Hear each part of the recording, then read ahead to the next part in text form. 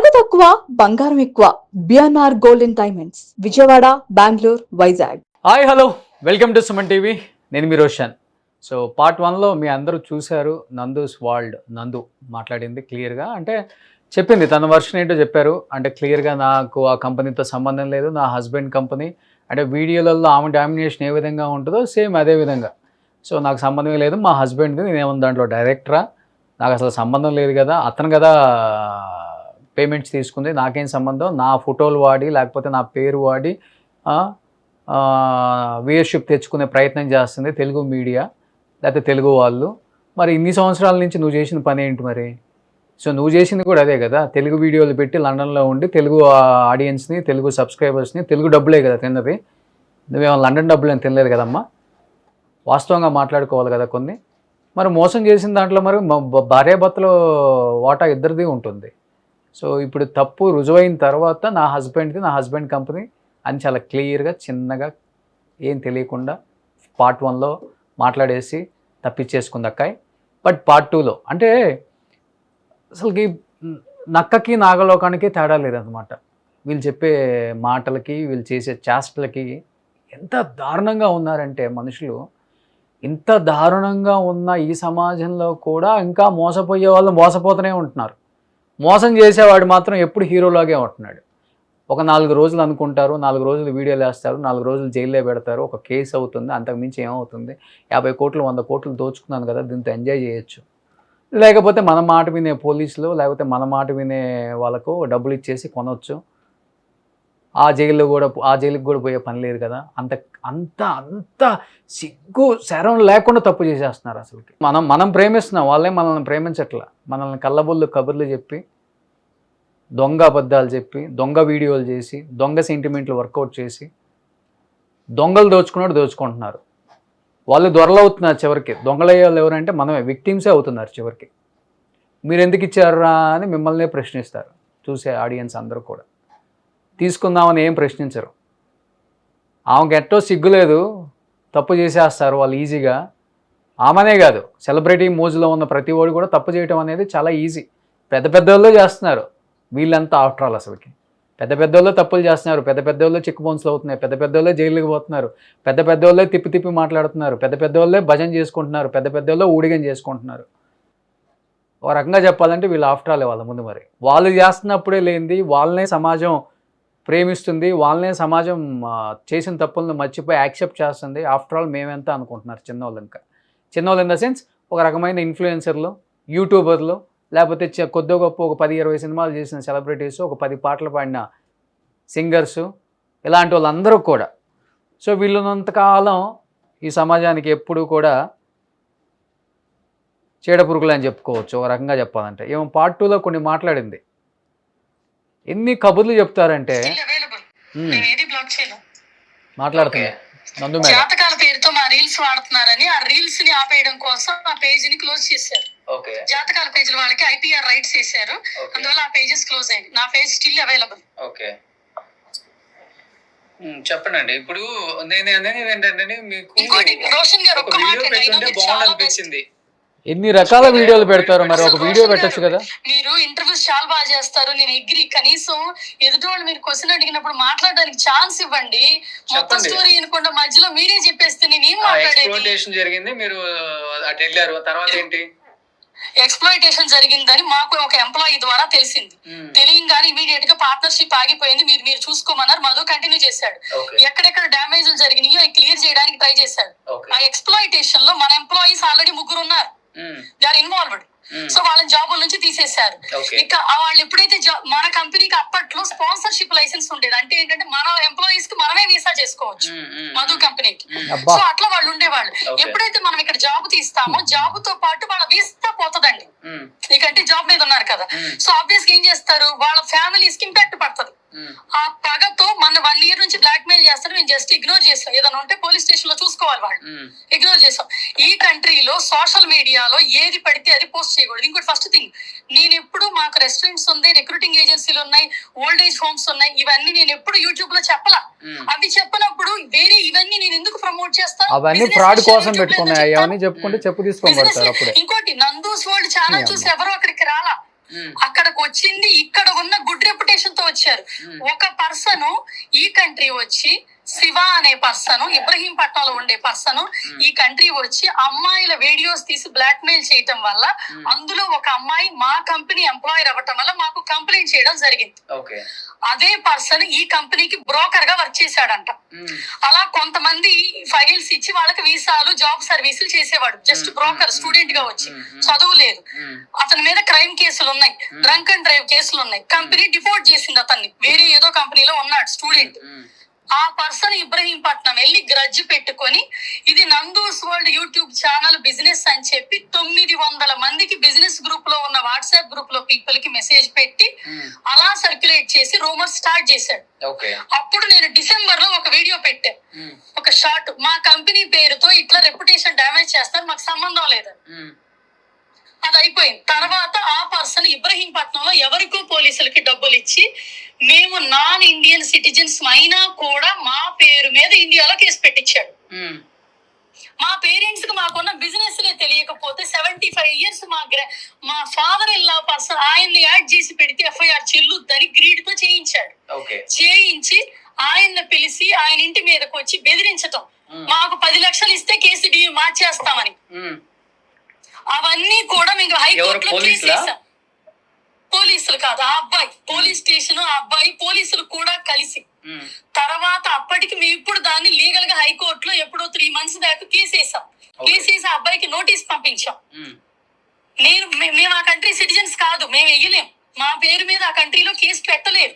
ఎందుకంటే మేము ఇక్కడ పాస్పోర్ట్ తీసుకున్నాం, కంపెనీ ఇక్కడ ఉంది, ట్రాన్సాక్షన్స్ ఏం జరిగినా ఇక్కడ జాబులు ఇక్కడ వీసాలు, లీగల్ గా వాళ్ళు ఇక్కడే చేయాలి. ఏం చేసినా ఇక్కడ ఈ కంట్రీలో కంపెనీ ఉంటే తీసుకెళ్లి ఫిలిప్పైన్స్ లో కేసు పెట్టలేరు కదండి.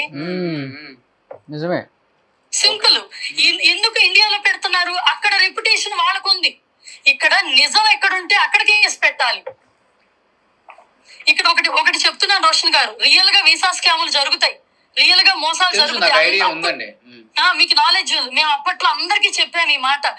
ఈ వీసా బిజినెస్ మధు పాట స్టార్ట్ చేసినప్పుడు మా రిలేటివ్స్ అందరు చెప్పారు, మీరు ఐటీ బ్యాక్గ్రౌండ్ నుంచి వచ్చారు, మీరు మల్టిపుల్ బిజినెస్ లో ఉన్నారు, దీని జోలికి వెళ్ళొద్దంటే ఈ బురదని డీసెంట్ గా కూడా బిజినెస్ చెయ్యొచ్చు, మేము కష్టపడి పైకి వచ్చాము, జాబ్ రాకపోతే ఆ పెయిన్ ఏంటో మాకు తెలుసు, అది జరగకూడదు. ఎలిగేషన్ మీరు అలానే చెప్తే బాగుంటుంది, అట్లీస్ట్ మన త్రూ అన్న తెలుస్తుంది ఆడియన్స్ కి.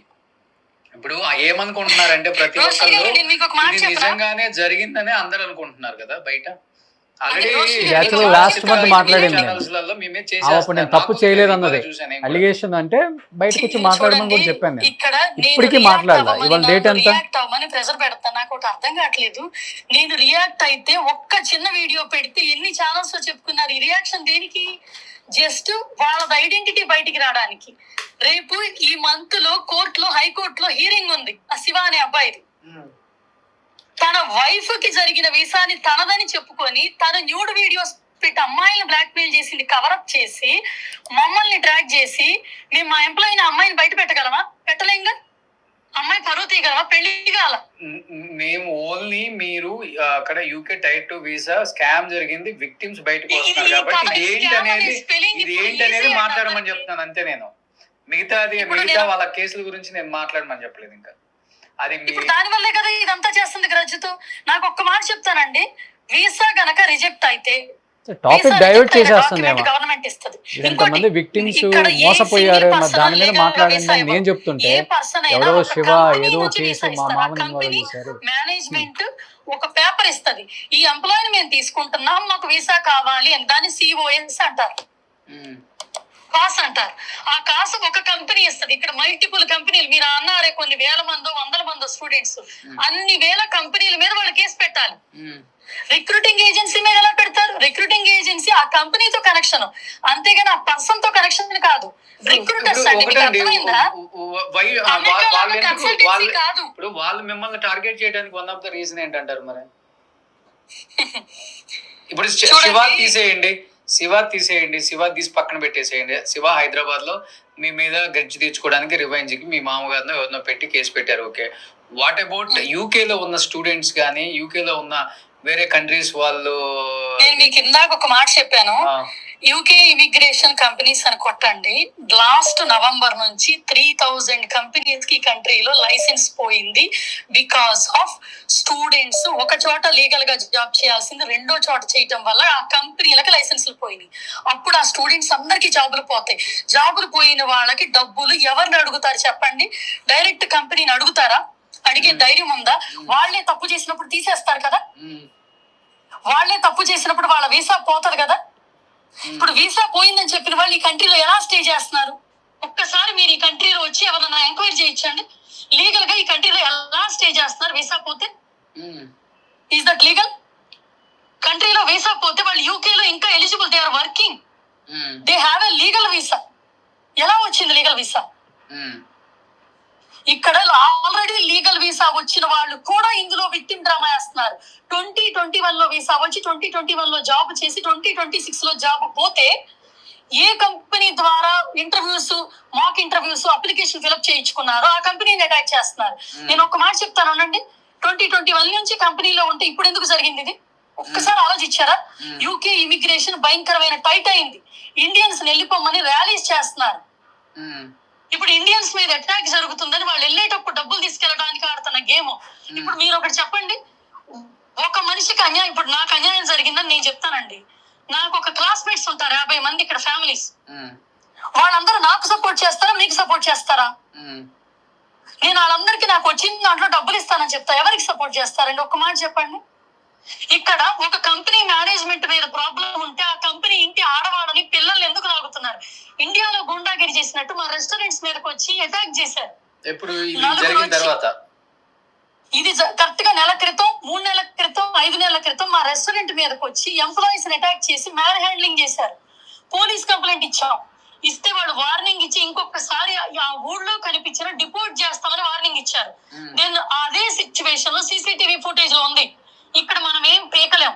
ఇండియా వెళ్ళి చూసుకుందాం, మనకి టిఆర్ఎస్ బ్యాక్గ్రౌండ్ ఉంది. ఈ మాట చెప్పారు. ఎవరికి టిఆర్ఎస్ బ్యాక్గ్రౌండ్? అక్కడ అదే రెస్టారెంట్ లో ఉన్న ఎంప్లాయీస్ కి. ఎవరైతే కొట్టించుకున్నారో, ఎవరైతే ఎంప్లాయీస్ మీద అటాక్ చేస్తున్నారో అప్పుడు మేము వెళ్లాల్సి వచ్చింది. మాకు కాల్ చేశారు పోలీసులకు. మేము కాల్ చేస్తే వాళ్ళు లైన్ లో పెట్టారు. 5 minutes గ్యాప్ లో ఎంత జరిగిందో దాన్ని డిఫెండ్ చేయడానికి నేను వెళ్ళి వాళ్ళని ఆపి ఇమీడియట్ గా పోలీసులను పిలిస్తే బిఆర్ఎస్ సపోర్ట్ ఉంది ఎవరికంట నాకు తెలియదండి. అందులో ఒక కపుల్ ఉన్నారు. వాళ్ళు ఏంటంటే ఆ అమ్మాయి మెడిసిన్ అని చెప్పి అబద్ధం చెప్పి ఇక్కడికి వచ్చి ఓల్డ్ ఏజ్ హోమ్ లో నాపీలు చేంజ్ చేయటం అమ్మాయి జాబ్. ఓకే, ఆ జాబ్ మనం సర్వీస్ ఆల్రెడీ జాబ్ చేయించి ఇంటర్వ్యూలు చేయించి సర్వీస్ ఛార్జ్ తీసుకున్నారు. ఇంటర్వ్యూలకు వెళ్ళినాక వీసా అప్లై చేసినాక వాళ్ళ ప్రాబ్లం, వాళ్ళ వల్ల వీసా రిజెక్ట్ అయింది. మన కాంట్రాక్ట్ లో ఉంటదండి, visa any reason government reject చేస్తే కంపెనీ ప్రాబ్లం కాదు. వాళ్ళ ఇంటర్వ్యూలో ఎనీ తప్పు చేయొచ్చు, అది అదర్ థర్డ్ పార్టీ రెస్పాన్సిబుల్ కాదు, అది సైన్ చేస్తారు వాళ్ళు. ఇక్కడ లీగల్ గా ఎందుకు ప్రొసీడ్ అవ్వట్లేదు? If it is a mistake. ఇంకోటి 5 years నుంచి ఈ కంపెనీ ఉన్నప్పుడు 5 years లో ఎందుకు జరగలేదు? ప్రవీణ్ కూడా క్లియర్ గా చెప్పాడు. 3 months లో జరుగుతుంది. సో అక్కడ కేసు ఎందుకు పెట్టరు అంటే మేము కూడా కొనడానికి వెళ్తున్నాం వీసా, అలా చెప్తే కేసు అవుతుంది, అందుకని ఇండియాకి వచ్చి కేసులు పెట్టుకుంటున్నాను. అది కూడా ఆ కేసు అతను విన్ అవుతాడు. ఇక్కడ మీకు ఒక్కటి అర్థం కావట్లేదు. మీరు అమెరికాలో అంటారు చూసారా కన్సల్టెన్సీ అని. మాది కన్సల్టెన్సీ కాదు, మధుది రిక్రూటింగ్ ఏజెన్సీ. కన్సల్టెన్సీ అంటే మంత్లీ డబ్బులు తీసుకుంటారు, శాలరీలో పర్సంటేజ్. రిక్రూటింగ్ ఏజెన్సీ అంటే just we recruit, that's it, మన జాబ్ అయిపోయింది. We are not responsible their visa processing help చేస్తాం. వీళ్ళలో ఇంగ్లీష్ రాదు, ఇండియా నుంచి ఫేక్ సర్టిఫికేట్లు పెట్టుకుని అదర్ కంపెనీస్ ద్వారా వచ్చారు. ఇక్కడికి వచ్చి కష్టాలు ఉన్నాయని చెప్పి బ్యాక్ డోర్ లో హెల్ప్ అడుగుతారు. మనం చెయ్యం. అక్కడ మీరు కొన్ని చూడండి, పిల్లల మీద యాసిడ్ పోస్తాము, వైఫ్ మీద యాసిడ్ పోస్తాం, ఇండియా వస్తే అటాక్ చేస్తామని ఎన్నో మెసేజ్లు పాస్ట్ 3 years నుంచి పెట్టినా మేము కంప్లైంట్ ఇక్కడ చేసాం. వీఆర్ ఇక్కడ సిటిజన్స్, ఇండియాలో కాదు.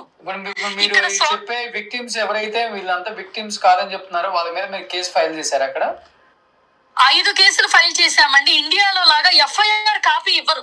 ఇక్కడ ఒక రిఫరెన్స్ నెంబర్ ఇస్తారు. ఆ రిఫరెన్స్ నెంబర్ కి ఒక పాస్వర్డ్ ఉంటది. ఆ పాస్వర్డ్ మేము కొట్టినప్పుడు డేటా వస్తుంది. సైబర్ సెక్యూరిటీ హెరాస్మెంట్ కింద మేము ఇప్పుడు 2 కేసులు అయినాయి. ఎవ్రీ 48 hours ఒక్కటి కూడా వాళ్ళ ఛానల్ లో రిలీజ్ చేయాలి. అప్రోచ్ అవుతారు. ఇంకొకటి ఎవరైతే రెస్టారెంట్ మీద ఫైట్ చేశారన్నారో ఆ రెస్టారెంట్ వీడియో కూడా రిలీజ్ చేయాలి. ఎందుకంటే రెస్టారెంట్ మీద నిజంగానే వాళ్ళ బాధతో అటాక్ చేసి ఉంటారు వాళ్ళు. అందరూ కంప్లైంట్ చేశారు. వచ్చారు, మా దగ్గర సీసీటీవీ ఎవిడెన్స్ ఉంది. లీగల్ గా సీసీటీవీ ఈ కంట్రీలో ఒక పర్సన్ ని డిఫేమ్ చేయకూడదు. ఇప్పుడు ఎక్కడ చేస్తారు? ఇండియాలోనే కదా.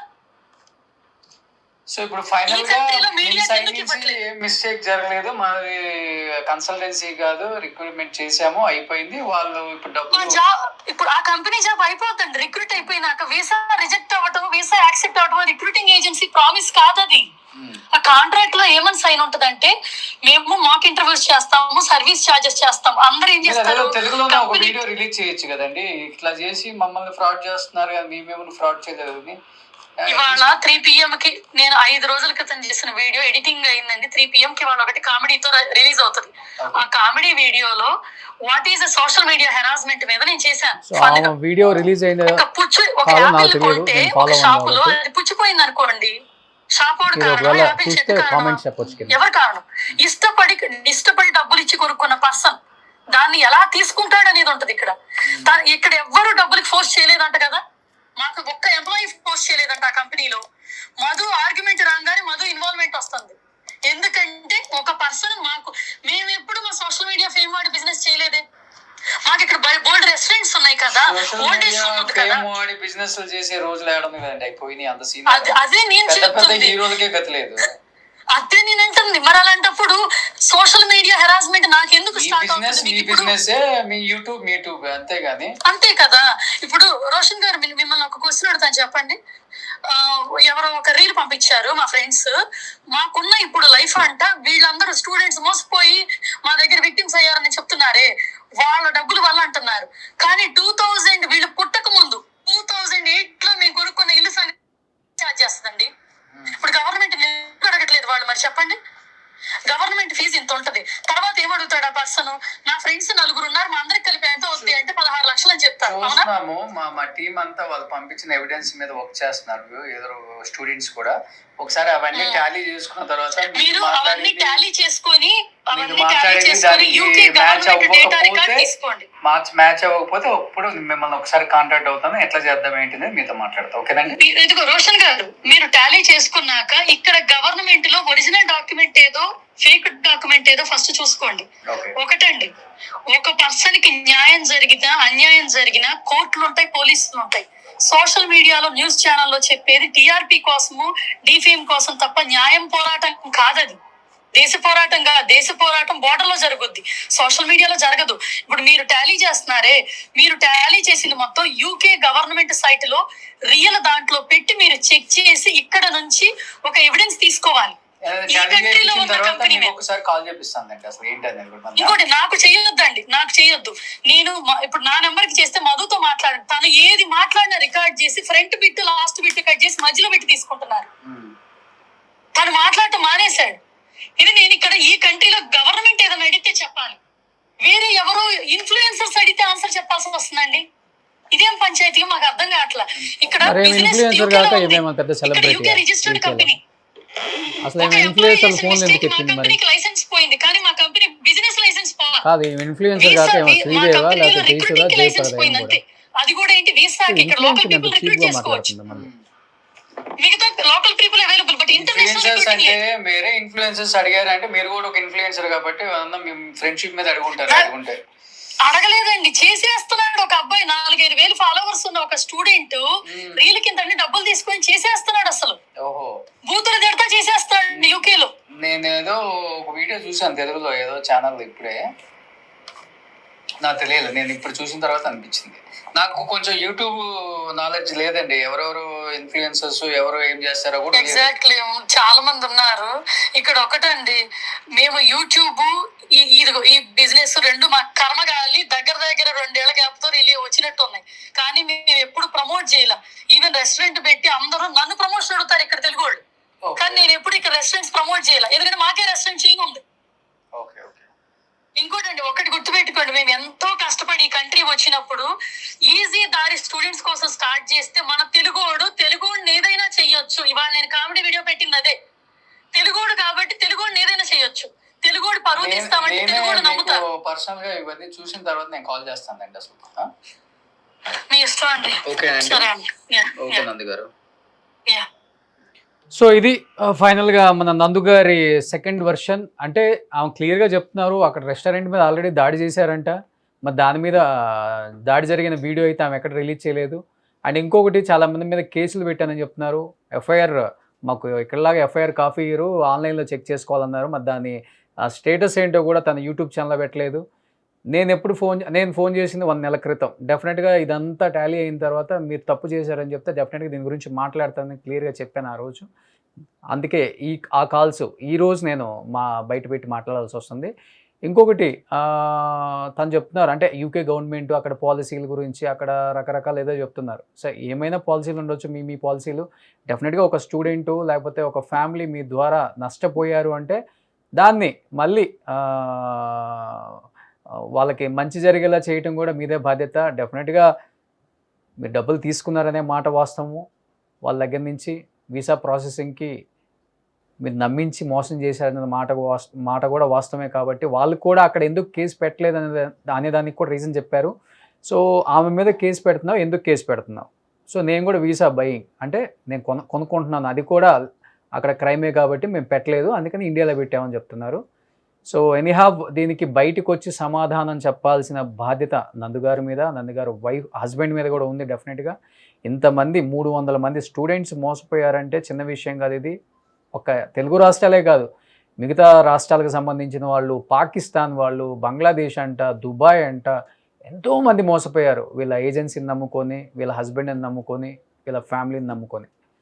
సో డెఫినెట్గా ఆన్సర్ చేయాలి మీరు.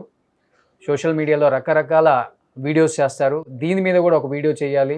ఎందుకు జరిగింది, ఎందుకు జరగాల్సి వచ్చింది, నెక్స్ట్ వాళ్ళకి సొల్యూషన్ ఏంటి, దీని మీద కూడా మీరే వీడియో చేయాలి.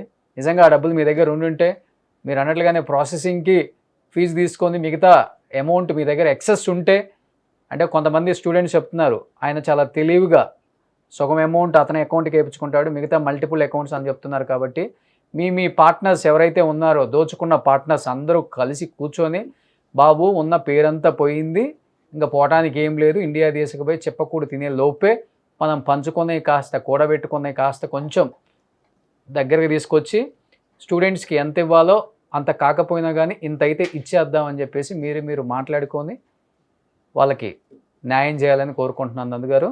సో మీరు న్యాయానికి సంబంధించిన వీడియో పెట్టమని నేను అడగట్లేదు, డైరెక్ట్గా న్యాయం చేసేసిన తర్వాత స్టూడెంట్స్ మాకు కొంత అమౌంట్ వచ్చింది, we are very happy. At least India పోలీసుని నమ్ముకున్నందుకు, ఇండియా జ్యుడిషియరీని నమ్ముకున్నందుకు, ఇండియా మీడియాని నమ్ముకున్నందుకు మాకు కొంత న్యాయం జరిగిందనేది ఒక చిన్న తీపి కబురు అయితే వినాలని మేము కోరుకుంటున్నాం.